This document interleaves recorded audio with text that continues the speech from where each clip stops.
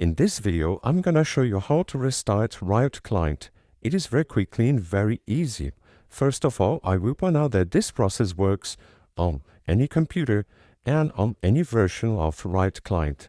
The first thing you need to do is click on your taskbar and click on Task Manager, okay?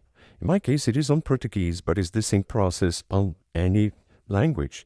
So what I need to do is click on one of these apps and click on R, okay? So click on R until you find Riot Client. In my case, I don't have Riot Client, okay? But I will show the process on Spotify just for example.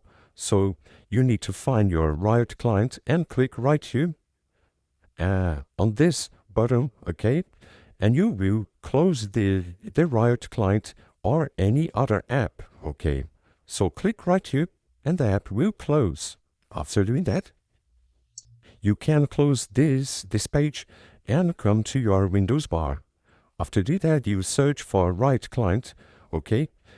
In my case, I don't have, but you just need to open your Riot Client and that's it, restart your Riot Client to your PC. I hope I help you how to restart Riot Client on PC. So if this video helped you in any way, hit the like button and subscribe to our channel to receive us footsteps.